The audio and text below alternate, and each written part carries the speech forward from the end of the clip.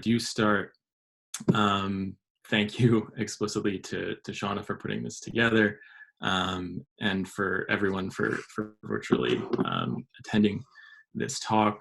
The larger work that this springs from addresses humanism from three distinct vantages: biology, psychology, and economics.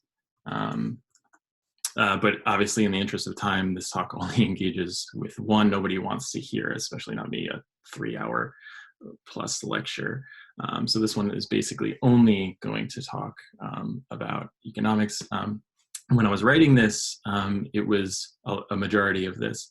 It was in the midst of the 2014 Ebola outbreak, which obviously has many kind of overlapping aspects to our current viral outbreak, but is obviously also distinct in its relative localization, primarily to Western Africa, in terms of its scale, and obviously it's different, but no less insidious forms of racialization. So I just have to pull some things up and then I can get started with this.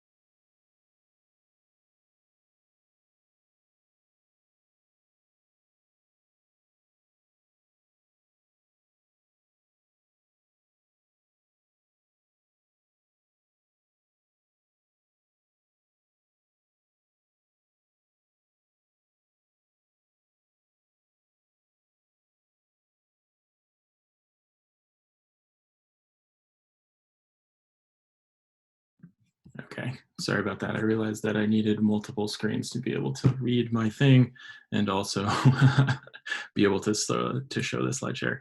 Okay, so let's get this started then.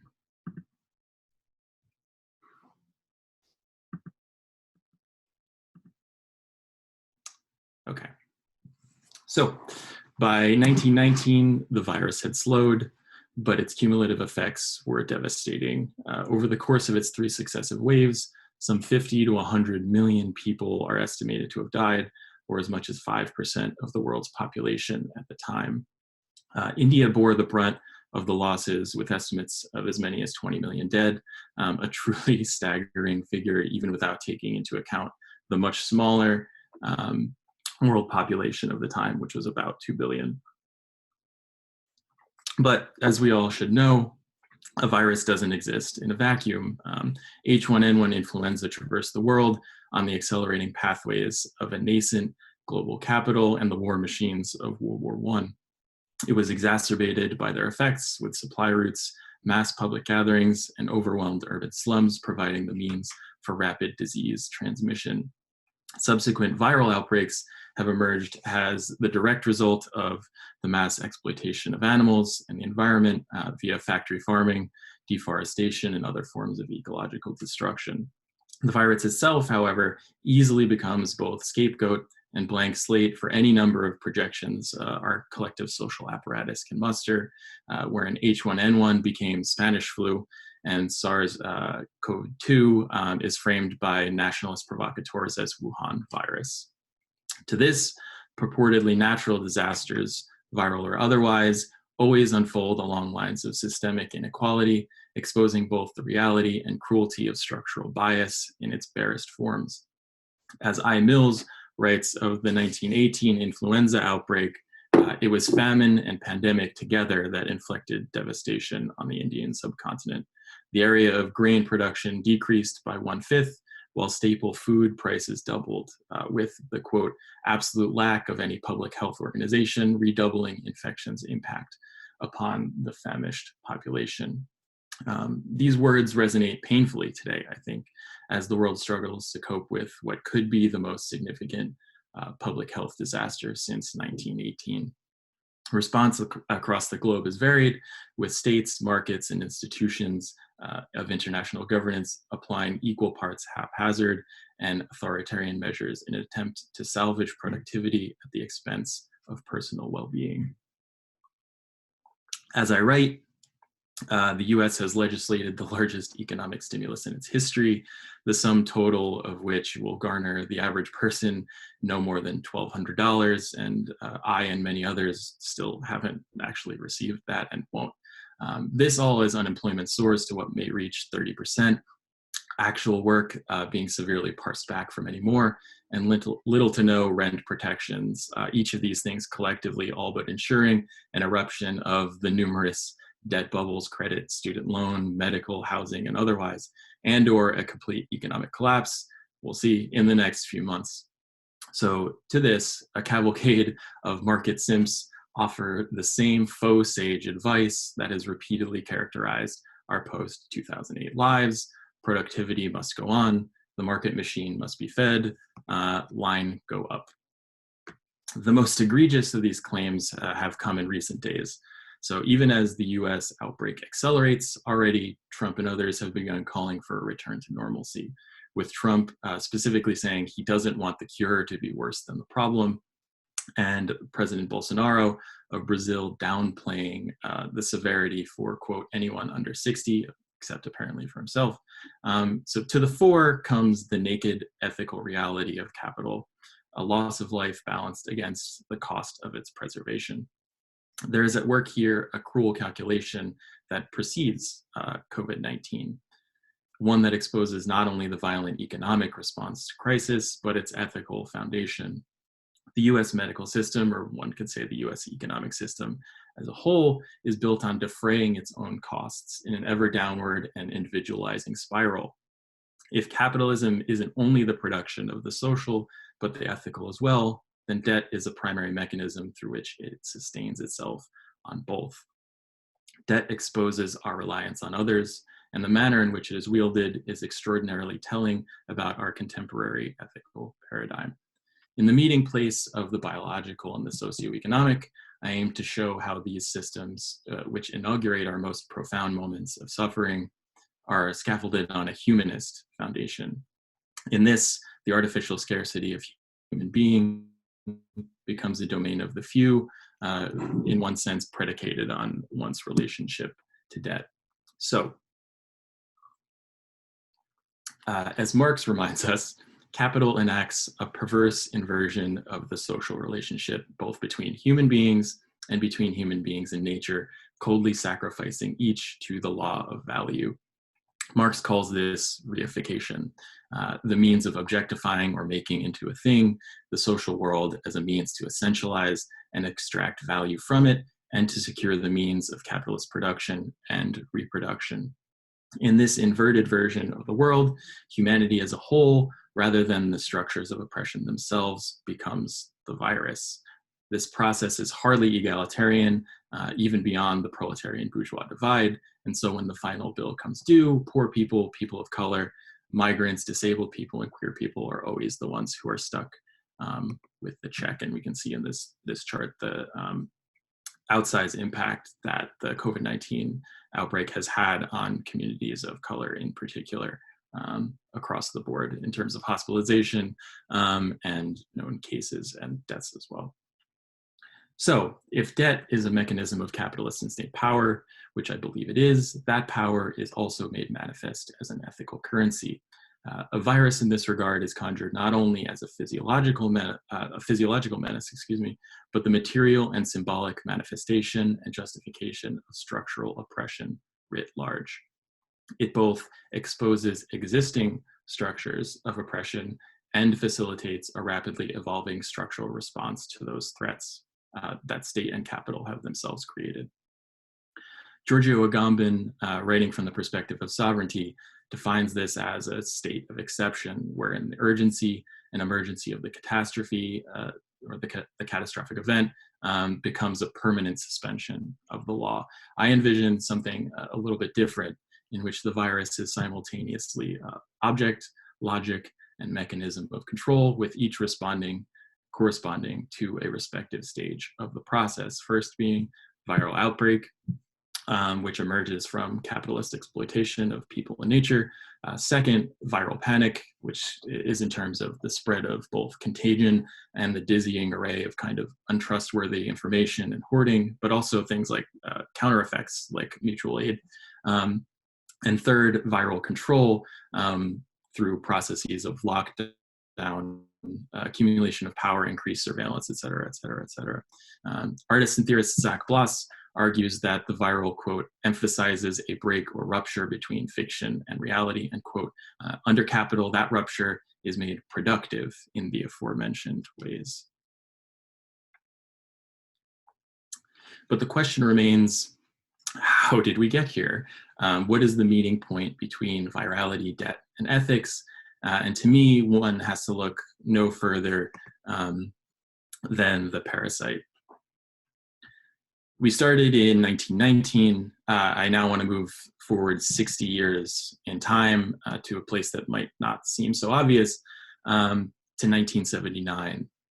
1979 is the year after Paul Volcker, replaced Arthur Burns as the chair of the Federal Reserve, which is the US central bank and purveyor of monetary decision-making.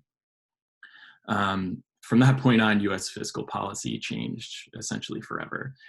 From World War II on, the Fed had primarily operated under a Keynesian logic of promoting employment, production, and purchasing power. As Melinda Cooper argues, quote, within this policy regime, wage and price inflation were understood as signs of economic growth and benign trade-offs to full employment, end quote. What Volcker did in 1979 was essentially turn that system upside down.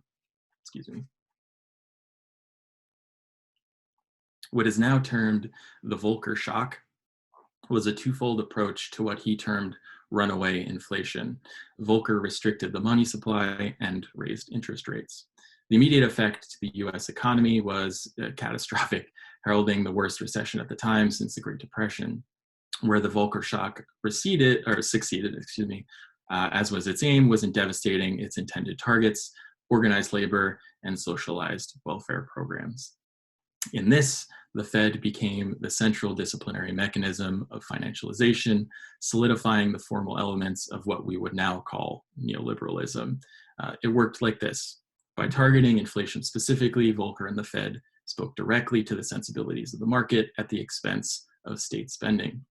Melinda Cooper, again, quote, if the government indulged in excessive social spending, interest rates would be raised. If it imposed fiscal austerity on wages and welfare, the central bank would accommodate with low interest rates. In short, if the Fed had once sacrificed the value of assets for wage inflation, it now strove to repress wages and consumer prices in the service of asset price appreciation, end quote. The subsequent recession that I mentioned earlier greatly expanded unemployment, while simultaneously Volcker's high interest rates decimated domestic manufacturing to the boon of cheap imports. With unions broken and austerity measures en route, the US emerged out of the recession with unprecedented growth, the vast majority of which almost exclusively benefited the ultra-rich.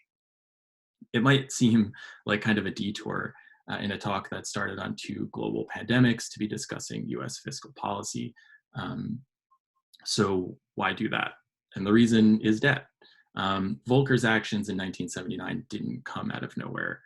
For decades, politicians, white suburban homeowners, the religious right, and US corporate interests alike grumbled about the inroads that so-called progressive institutions had made at their expense. Inflation, more so than for wage earners, when wages were actually pegged to it, disproportionately affects those with assets, which most low-income folks do not have. Progressive taxation garnered greater wealth equality at the expense of maximum profit potential. And lastly, women, people of color, and queer people were those who benefited the most from proactive social welfare programs.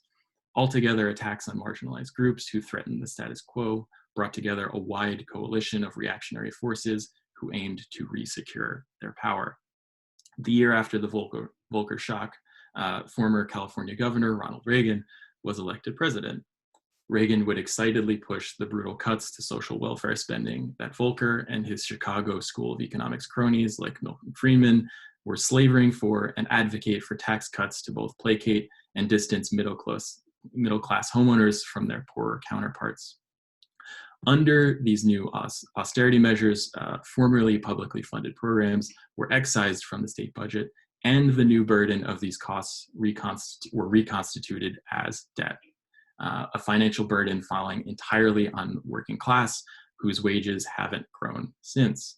This is true across the spectrum, from student loans to medical care to relaxed rent protections, an entire apparatus of social welfare sacrificed at the altar of profit. Thus, the collective cost of care was repackaged as individual responsibility, and neoliberalism careened forward, profiteering on debt. But how exactly was this sold to the public, right? The majority of whom would be victims rather than beneficiaries of the new regime. Simple, a mechanism that capital has always utilized to shield itself. Blame something else, and what you do is you blame the parasites. So the word parasite arises from the Greek parasitos, meaning beside the grain, originally meaning something positive, a fellow guest, someone sharing the food. The terminology of parasitism today has numerous meanings, and these are going to come up across the talk. A relation of human to human interaction, as in the hospitality. The medium through which information passes, para meaning to one side, site meaning location. Noise or static as interruption of a message. A thermal exciter, or zoologically as an organism that takes without giving as it infects a host. So philosopher Michel Serres also talks about this archaic beside the grain meaning of parasite. To Serres, the relationship between the parasite and the parasited entities is a social one. He states, gifted in some fashion, the one eating next to, soon eating at the expense of, always eats the same thing, the host. The host is not prey, for he offers and continues to give. Serres' definition is echoed by the OED as, quote, a person who lives at the expense of another, a person who obtains the hospitality or patronage of the wealthy or powerful by obsequiousness and flattery. And, quote, a person permitted to eat at the table of a public official or at the feast following a sacrifice. But Serres goes further. He argues the parasite is akin to a semiconductor or white noise, as in, quote, the medium which engenders systemic legibility, not what disorients, but that which orients, end quote. Such a legibility can unfold in the service of oppression, as in the case of institutional white supremacy, or as just subversion, as in the case of activist group ACT UP, who I'm going to talk about a little bit later, as parasitism is a materially mediated relationship through which an ethics comes into being. It was that former side, however, that the Reagan administration and subsequent neoliberals wielded to sell austerity to the American public. To this, Reagan conjured the figure of the welfare queen, the spectral image of a Black woman, quote, leeching off the system that aimed to draw the ire of racist white folks across class lines. Similar campaigns maligned queer people and people with disabilities, assembling in different fashions toward the same ends, differentiating supposed parasites from productive contributors to society. As Serres and others make clear, parasitism is a less a static state of being than a mediated social relation, one that has deep ties to our conception of hospitality. It is the means through which we define our relation to home at its varying scales, right, from the domestic home to the nation itself, and who we are comfortable having in it.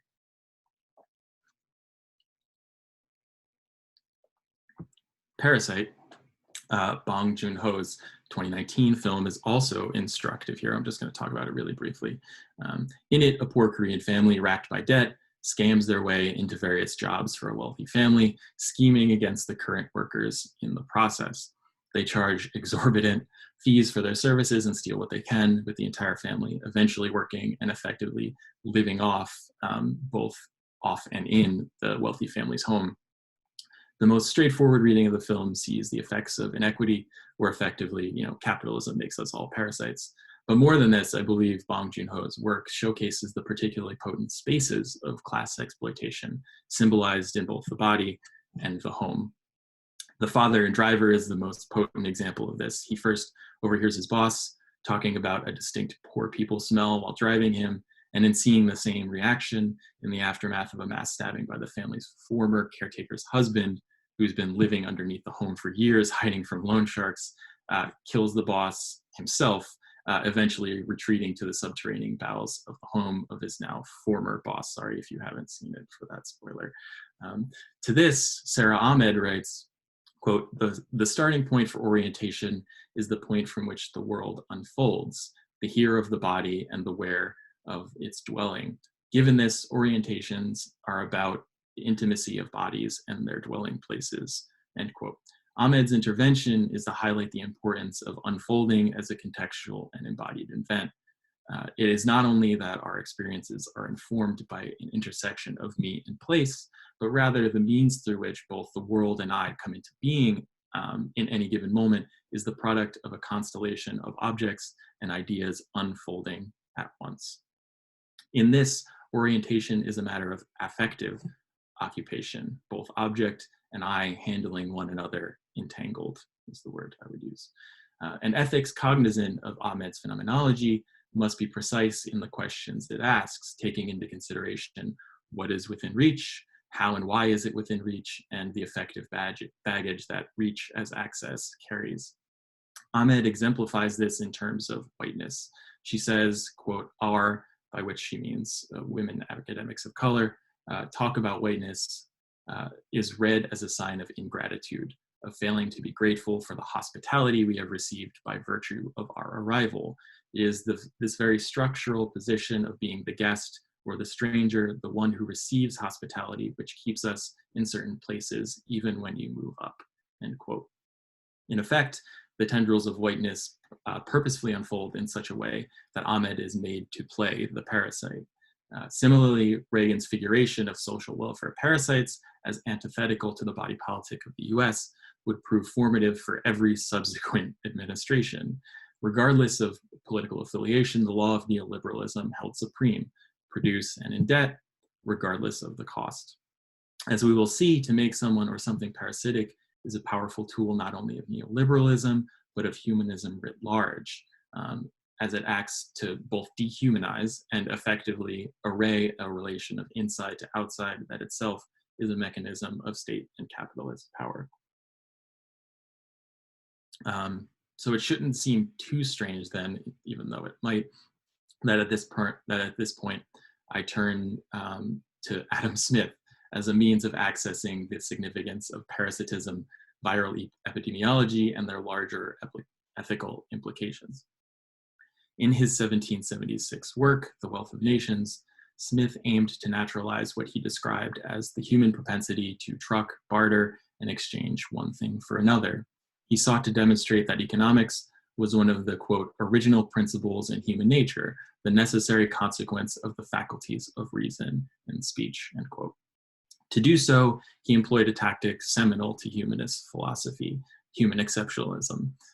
Smith, rather ironically to me, juxtaposed the individualist affects of other animals against those of a mutually beneficial, calculating human labor. He writes, quote, each animal is still obliged to support and defend itself separately and independently, and derives no sort of advantage from the variety of talents with which nature has distinguished its fellows. Among men, on the contrary, the most dissimilar geniuses are of use to one another. The different produces of their respective talents by the general disposition to truck, barter, and exchange being brought, as it were, into a common stock, where every man may purchase whatever part of the produce of other man's talents he has occasion for, end quote. Carefully absent from Smith's analysis is any mention of power or imbalances thereof, which might make the market a problematic egalitarian, to say the least. Excuse me. Notice also that Smith opposes obligation to exchange value, a careful erasure of the moral impetus in the reduction of human labor to what someone else will exchange for it. He sums up his natural economics succinctly with the ineffectual and diluted maxim, quote, "Give me that which I want, and you shall have this which you want." Incredible. This is a science, supposedly. To Smith, the human world is always an economic one, in that the foundational moment of civilization, or to Smith, that which separates human from other animals, is born out of exchange. He means to demonstrate the numerous goods that accompany man's economic origins and concurrent economic trajectory, as in the wealth of some nations and not others. In doing so, Smith follows a similar path to many other humanist philosophers, highlighting human exceptionalism at the expense of their lessers. Think here in terms of species, gender, race, etc., who for a multitude of reasons couldn't or didn't deserve access to those scarce objects of nascent capitalism, raw material, land, labor, and foremost amongst those things, life itself. Michel Foucault makes this apparent in his work, The Order of Things, arguing, quote, "What makes economics possible and necessary then is a perpetual and fundamental situation of scarcity. It is no longer in the interplay of representation that economics finds its principle, but near that perilous region where life is in confrontation with death." He continues, "Homo economicus is not the human being who represents his own needs to himself and the objects capable of satisfying them. He is a human being who spends, wears out, and wastes his life in evading the imminence of death. He is a finite being. Economics has rested in a more or less explicit fashion upon an anthropology that attempts to assign concrete forms to finitude," end quote. So it is therefore in the arrival of economy as life, out of which a furious series of capitalist boundary makings, human, animal, life, death, animate, inanimate, and numerous others, emerge. The consequences of this transition from scarcity in all its forms are manifold, but each hinges on the delineation of a specifically human impression of time. As Foucault expounds, from Smith onward, the time of economics was to be the interior time of an organic structure which grows in accordance with its own necessity and develops in accordance with autochthonous laws, the time of capital and production. This is a time that helped conjure human subjectivity as a bounded enterprise of life and death, which one was obligated to protect. In this, the time of capital thereby announced a very particular ethics of debt. Thus, the careful delineation of access to certain necessities, knowledge, care, love, even life itself, has produced their artificial scarcity, making their costs so high that for many, their only recourse is to accumulate ever greater amounts of debt, enacting, of course, the desired result, a functional mechanism of social control. From the time of capital, debt became the dominant frame of ethical interaction, but not only in its own purely economic terms, however. Instead, debt emerged as as ethical apparatus everywhere, from our shame and guilt about complicities and injustice, as affect in anticipation of future judgment, and in its cruel optimism as that thing that promises justice, but all the while underwrites its antithesis. Each of these aligned under the unattainable promise of the law of value, that social interaction entails a necessary calculation. Everything has a price. Artist Keith Haring offers an alternative viral relation to the topographical configurations of neoliberal parasitism. In 1989, Haring, using the language and symbolism of New York-based AIDS activist group ACT UP, created his work, Ignorance Equals Fear, Silence Equals Death, for the organization. The image depicting three anthropomorphic bodies enacting see no evil, hear no evil, speak no evil, was one of several that targeted the lack of response to the academic by both the local New York government and the Reagan-Bush administrations. Haring who had been diagnosed with HIV in 1988, has each of his figures emblazoned with X's over their midsections. While Herring's figures are certainly human-like, they have no faces. Most figures throughout Herring's work don't. Beyond a kind of faceless ethics that Herring is depicting, however, it is the resistant virality of ACT UP that I'm most interested in exploring. Herring's work connects the viral, ethics, and debt in an embodied aesthetic that mirrors ACT UP's own work. Many may not recall that ACT UP's first major action was on Wall Street. In March of 1987, activists targeted a pharmaceutical company charging exorbitant prices for their new retroviral drug. Thus, the protest was a focal point of several subversive viral vectors, those with HIV protesting, the act of protest itself, and the unaffordable drug as object of protest. ACT UP made explicit the entanglement of economy, health, and ethics, and wielded a subversive form of virality against those structures of power profiting off its proliferation. As Julian Gill Peterson notes, quote, ACT UP's activist inheritance goes beyond the politics of representation in order to counter technologies of state power, financial capitalism, and the police. This connection between contagion and capital, quite literally demonstrated by ACT UP in 1987, is further elucidated by Susan Sontag. Sontag says, quote, early capitalism assumes the necessity of regulated spending, saving, accounting discipline, an economy that depends on the rational limitation of desire. TB is described in tuberculosis, is described in images that sum up the negative behavior of 19th century Homo economicus: consumption, wasting, squandering of vitality.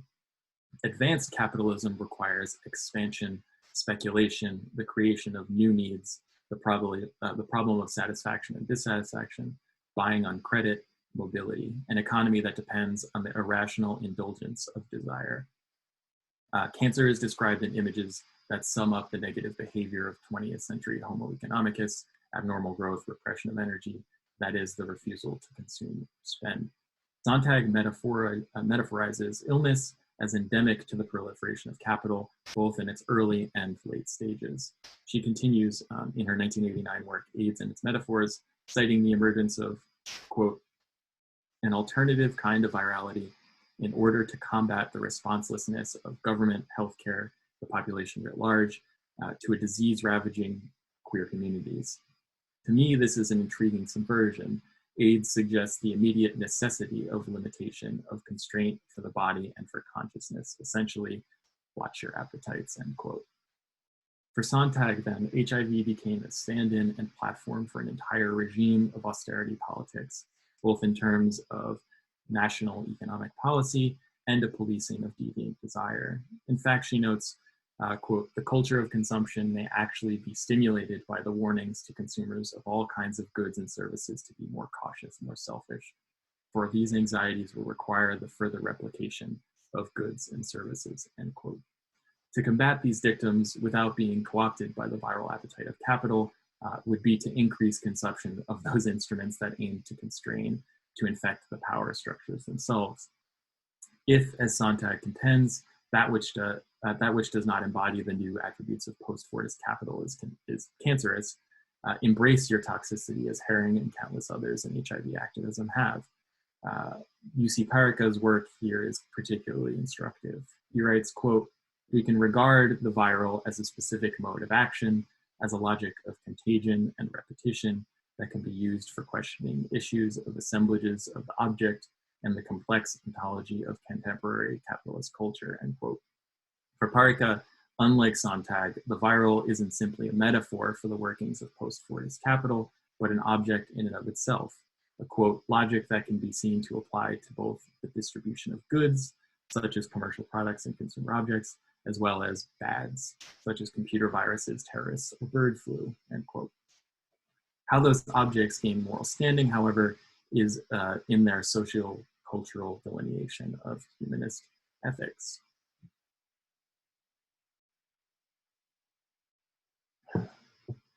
If Adam Smith gives us exchange in cold affectless calculation as an ideal, then Friedrich Nietzsche offers a different genealogy of the same logic that Sontag, Parika, Haring, and Actup are criticizing, its historical roots. Nietzsche writes in the Genealogy of Morals, quote, "The major moral concept, Schuld, guilt, has its origin in the very material concept, Schulden, debts." Nietzsche's aim in connecting the ethical and material here is to highlight the very constructedness of contemporary morality.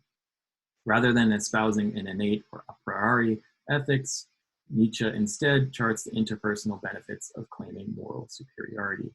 He locates this sentiment in the value of claiming the, quote, "privilege of responsibility," writing, the consciousness of this rare freedom, the power over oneself and over fate, has in his case penetrated to the profoundest depths and become instinct.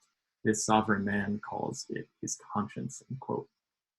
In constructing the conscience, the sovereign man wields not only the disciplinary power of morality, but the self-aggrandizing, quote, right to affirm oneself. In Nietzsche, this ideal represented a kind of disease that plagued human consciousness, one that emerged from a psychological rending of human from animal. He states, quote, "Thus begun the gravest and uncanniest illness from which humanity has not yet recovered, man's suffering of man, of himself, the result of a forcible sundering from his animal past," end quote. What Nietzsche discovers are the mutually constitutive effects of identity formation and ethics, their irreducible entanglement. In doing so, he demonstrates the violent history of human exceptionalism made manifest through trauma and espoused as morality. Whereas Nietzsche says, if something is to stay in the memory, it must be burned in. Only that which never ceases to hurt stays in the memory, end quote. But back to Nietzsche's earlier point about the connection between guilt and debt. To explain, Nietzsche ruminates on the genealogy of punishment and its relation to justice. He says, quote, "The idea now so obvious, the criminal deserves punishment because he could have acted differently, is in fact a very extremely late and subtle form of human judgment and inference. Throughout the greater part of human history, punishment was not imposed because one held the wrongdoer responsible for his deed, thus not on the presupposition that only the guilty should be punished. Rather, the idea that every injury has its equivalent and can actually be paid back, even if only through the pain of the culprit. This idea, Nietzsche states, of an equivalence between injury and pain has its roots in, quote, the contractual relationship between creditor and debtor. This relationship was one predicated on ensuring trust between two parties engaged in the transaction, quote, to provide a guarantee of the seriousness and sanctity of the promise, to impress repayment as a duty and obligation upon his own conscience, end quote. For if the contract was violated or somehow left unfulfilled, he, quote, the debtor would substitute something else that he possessed, something that he had control over, his body, his wife, his freedom, or even his life, end quote. There's the possibility, I think, to extend this logic to the implications of debt at alternative yet entangled scales, such as the national, global. In such a scenario like the one that we face today, debt functions as a means of forced economic and ontological adherence to a neoliberal system of capital. You are constituted through your economic transactions, and to abandon or challenge those debts would be to undo any stable concept of being in contemporary America. Or to phrase it in corporate tagline slang, you are what you owe. This kind of insurance isn't too far removed from similar transactions today, either licit or illicit.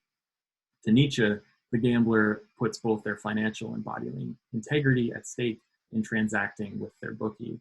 The homeowner or college student makes a similar gambit with the risk of penury, homelessness, or starvation by defaulting on a large loan.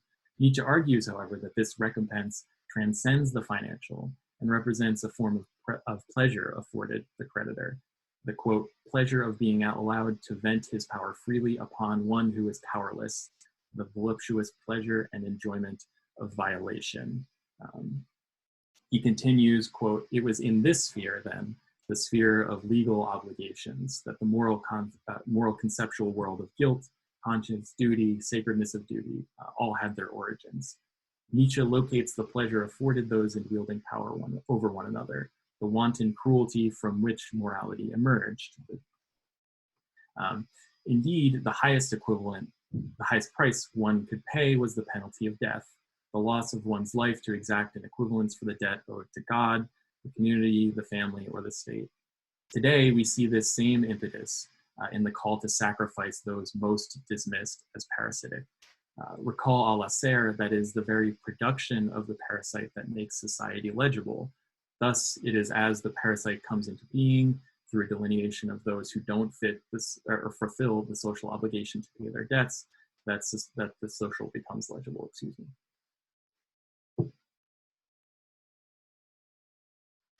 This manufacture of economic and cultural scapegoats sufficiently obscures, or to use Marx's language, inverts, the actual origin of the very disparities that have rended human beings from one another and the natural world, capitalism. In recent days, this logic has burst its ideological cover asunder, yet again exposing the sacrificial demands of the value form and its ethical scaffolding. In his own work, Nietzsche shows how and why responsibility came to be a crucial mechanism of humanist ethics. Being responsible for, under the principles of a liberal humanism, becomes a pleasurable means of reinforcing hierarchy while simultaneously dismissing its existence. Responsibility thus acts as a mask that disguises the economics of contemporary ethics, in which debt governs the parameters of being, paid with interest to a privileged and therefore scarce form of humanity. This line of reasoning is echoed in the field of disability studies. As prominent disability studies scholar Alison Kafer notes, disability has all too often been conceptualized as a medical problem, which, quote, frames atypical bodies and minds as deviant, pathological, and defective, end quote. This medical model of disability rests on the production of the disabled individual as significantly less valuable than their normal counterpart. If the quantitative valuation of life seems overly utilitarian and unabashedly biopolitical, it should. Self-pronounced ethicist Peter Singer has made that exact claim in a 2009 New York Times article about the scarcity of healthcare resources. Remember, this is 2009, I know, even though he's doing the same thing now. Arguing, quote, we might conclude that restoring to non-disabled life two people who would otherwise be quadriplegics is equivalent in value to saving the life of one person, provided their life expectancies of all involved are similar, end quote. Similar arguments are also being made under the auspices of COVID-19 triage, in which patently eugenic claims are being made about who should or should not be getting treatment along the lines of what most of us might expect. In this regard, disabled people's lives just aren't worth it. Singer's biopolitics exercises a pathological definition of ethics very much in line with the other humanists that I've outlined in this talk, opposing those supposedly partial or diseased bodies against normative and productive members of society. To Singer, responsibility emerges from personal contribution, and capacity is figured as an economic measure, both in terms of its ability to be made quantifiable and as the concomitant delineation of value to those deemed capable. To be capable, under Singer's definition, is to be entirely autonomous, and therefore to have access to a quality of life he deems appropriate, again, not limited to him. Again, even in the hands of a self-avowed animal rights activist, debt crops up as the primary mechanism through which ethics should function. While Singer collapses the boundary between humans and other animals in highlighting their mutual capacity to suffer, he instills his own hierarchy of productive capacity.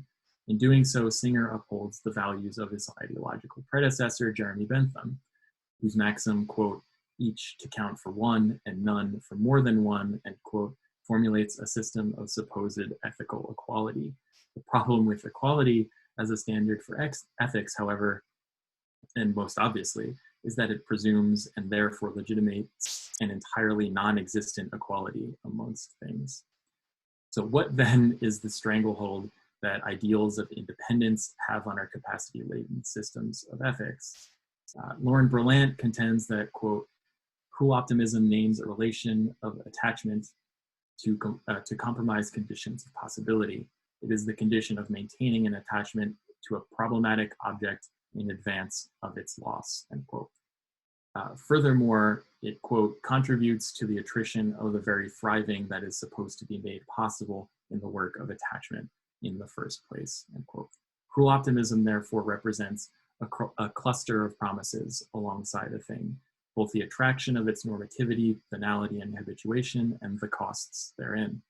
This is the connection to debt unrealized, a loss of the human announced in its very arrival. It is therefore not only death that troubles the normative boundaries of humanity, or which plagues the neat lines of cognition, sociability, and intelligence, but life. While death constitutes a return to sameness, a de-individualization that strips humanity of all that supposedly makes it remarkable, the cruel latency of life is the threat of its interdependent banality. To be dependent is to possibly cede some kind of personal autonomy, the threat of being made unexceptional. This is the great unfulfilled promise of capital, that one day you might be the one to call in others' debts, to wield and experience the pleasure of sacrificial power. In its ascendance, and ever since, capitalism did something that was at once both utterly brilliant and also unbelievably heinous. It inverted the relationship between parasite and host. To be a parasite to capital is to either be unindebted, to perhaps not owe a mortgage, which interestingly enough means death pledge in its original French, or student loan, meaning that you have not bought into the agreed upon social relation that capital dictates. Or the other more common way is for your debt to be irreconcilable, to be deemed anathema to productivity, thereby forfeiting your social utility and sentenced to be exploited in perpetuity. Paradoxically then, to be a parasite to capital is to be unwilling to let capital feed off of you, to be unmoored from the circuitry of labor and life force vampirism.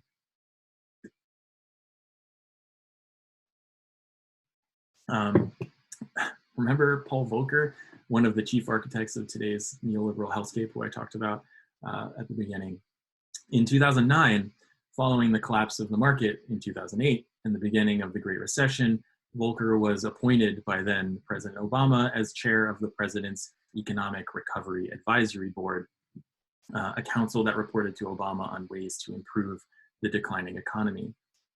The board also included, but wasn't limited to, the CEOs of GE, Xerox, American Express, Bank of America, Boeing, Citigroup, Comcast, and Facebook.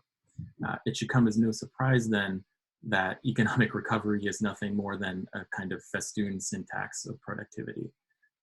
Fred Moten and Stefano Harney argue that, quote, productivity always precedes rule, even if the students of governance do not understand this, and even if governance itself barely does. But rule does come, and today it is called policy, the reign of precarity, end quote. In this, productivity becomes the mechanism by which capital mystifies needless death into noble sacrifice, the essential worker. Right? What's more, as the Chinese political economy journal Shuang notes in their essay on COVID entitled Social Contagion, capital itself produces viral pandemic in a twofold manner. First, through its insistence on mass industrialization of animal agriculture, which serves as a concentrated hotbed of viral replication. And second, through its limitless extraction and enclosure of the wild, whereby human and non-human populations are forced into a highly commodified proximity.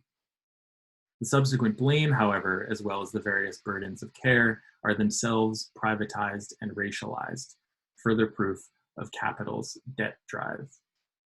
But it's not only that neoliberal policy has been a spectacular failure in the face of viral crisis, rather that its very foundation is itself the locus of responsibility for the global pandemic. Without the wholesale eradication of adequate care facilities for gentrification, how many more could be treated? Without the burdens of medical, credit card, and student loan debt, how many more would actually even actively seek treatment? Without the ceaseless pilfering of the environment in search of value, what would even need to be treated? As many of the bourgeois elite have similarly argued, it is true that there is an explicit connection between the viral and the economy, but it is capital at the reins and not vice versa.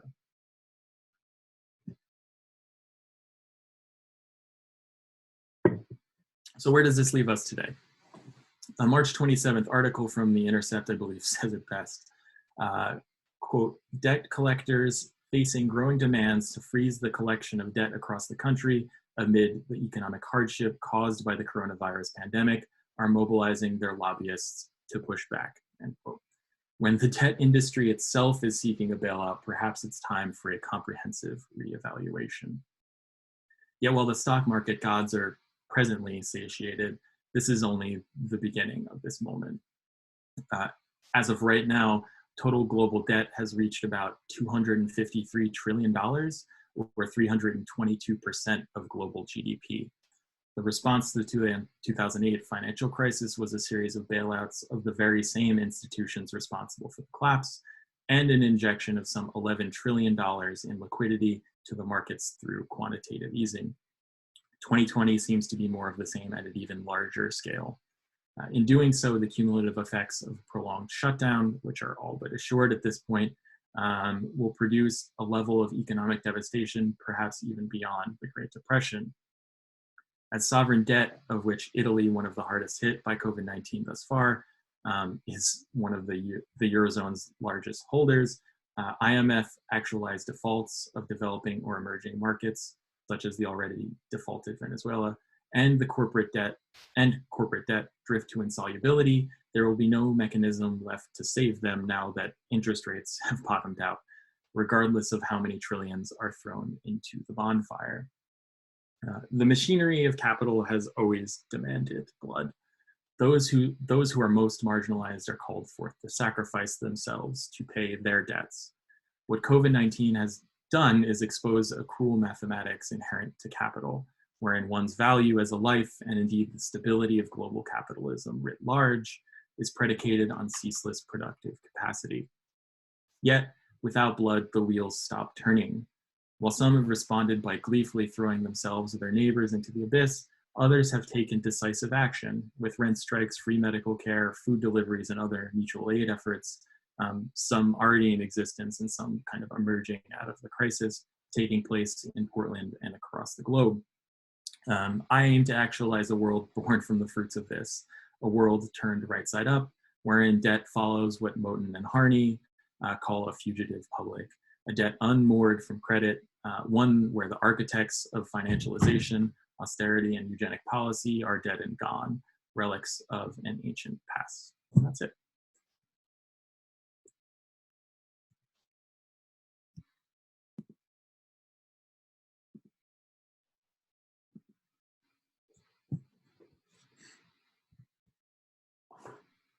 We can take questions if anybody has them. Yeah, if anybody has any questions, happy to take them.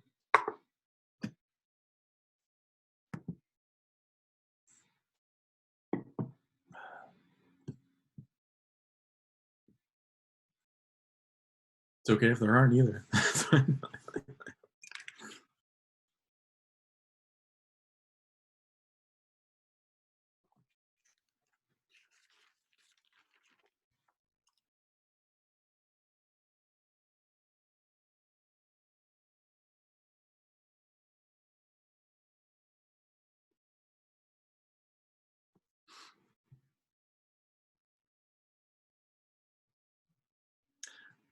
Cool. I can just say a couple of points to, I think, sum up a lot of what I was trying. That is long, to kind of sum up the gist of what I was attempting to argue. One is that debt is this kind of raw material of parasitism. It's the ethical currency that allows it to accumulate capital and power or consolidate. I think that's an important point. I think another important point is that these kinds of big natural disaster rupture points are opportunities on both sides.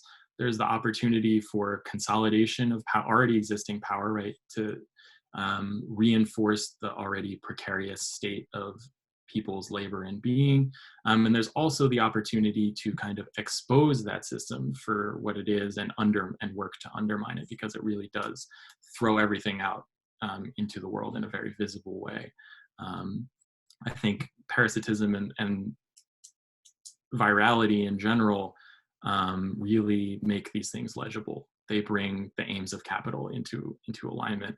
And just as kind of a broad point about the overall essay and the work, is that I think it's really important to bring the kind of biological or natural, virological, however you want to refer to it, and the kind of political economy side of things into conversation with one another in ways that maybe don't get addressed.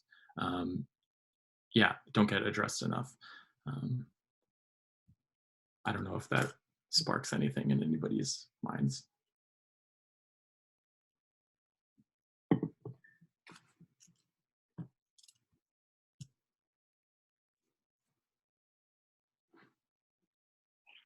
Well, Cool. thank you so much. Yeah, It was incredibly topical and provocative. yeah, thank you.